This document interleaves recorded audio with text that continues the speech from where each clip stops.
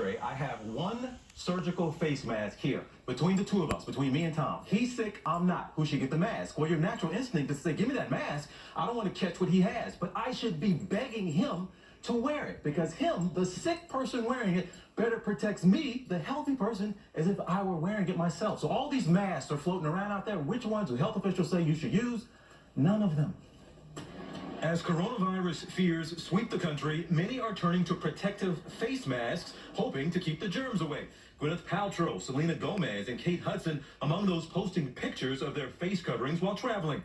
But not all masks are created equal, and the surgical face masks that many people are turning to for protection from coronavirus likely won't protect you, according to health officials. These types of masks instead are recommended for people who are already sick because they're designed to prevent a person from spreading germs from sneezing and coughing. But there's another type of mask called an N95 or respirator mask, which the FDA says has a very efficient filtration, keeping out 95% of airborne particles. But health officials only recommend these for healthcare professionals who are in constant contact with sick patients. I think people see a mask and they see an illusion of protection, that if they put the mask on, it'll somehow block viruses from getting into their mouth or nose when they breathe. That's just not the case. Anyone who does not have a respiratory illness, meaning a cough or sneezing, should not be wearing any type of mask, whether it's a surgical mask or a respirator. But that hasn't stopped the public from buying up masks. Stores and websites sold out. ABC News gaining exclusive access inside this 3M factory in South Dakota where they're working around the clock to meet demand. Amazon even reportedly warning third-party retailers that are taking advantage of this mask hysteria, raising prices by more than 400%. Health officials are preparing for a potential shortage. The masks should be for the healthcare workers. The public should not be buying masks. And believe it or not, by wearing a mask, you could be putting yourself at even more risk. People do not use their masks correctly. They play with it. They wear it too long. They rub their nose underneath it. You hear that, folks? You could be making it worse by wearing a mask, putting yourself at greater risk, because what do you do all day? You're doing exactly what they tell you not to do. You're touching your face all day and getting sick.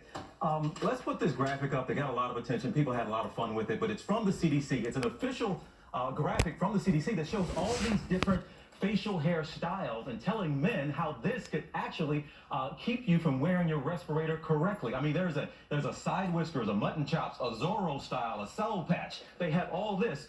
But folks, this was put out years ago. This was not for coronavirus. It is for people who actually do work in industries where they need to wear respirators. So that's a serious graphic. It made the rounds. It kind of confused people. Like, so we need to pay attention to this?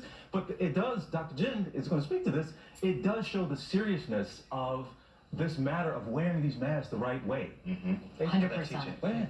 And Dr. Jim, welcome back. And we talked about how sick people should wear their masks. Yeah. Outside of sick people, there are some others who should be wearing masks, and who are they? Yeah, so we remember, and Robin, when you had your stem cell transplant, you know, if someone is a transplant patient, they have a weakened immune system, of course, that's going to be individual case-by-case basis, you know, to wear a mask.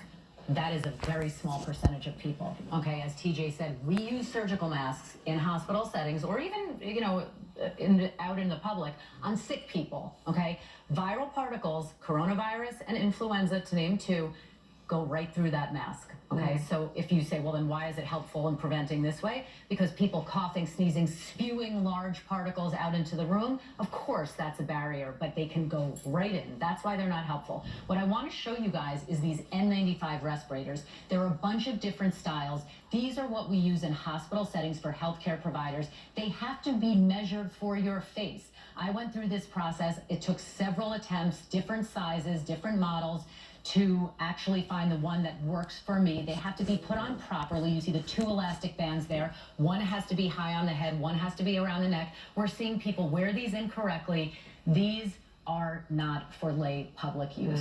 I know it drives you crazy when you see the video and people are wearing them incorrectly. Yeah, and to be clear, Robin, if people really get sick with anything, not just coronavirus, and they can't go to a hospital and have healthy healthcare workers take care of them, we're in a much bigger situation. Something to keep in mind. Yeah. As always, Jen, thank you. You bet. Coming up, how Shark Tank star Barbara Corcoran got scammed, costing her company nearly $400,000. Damn.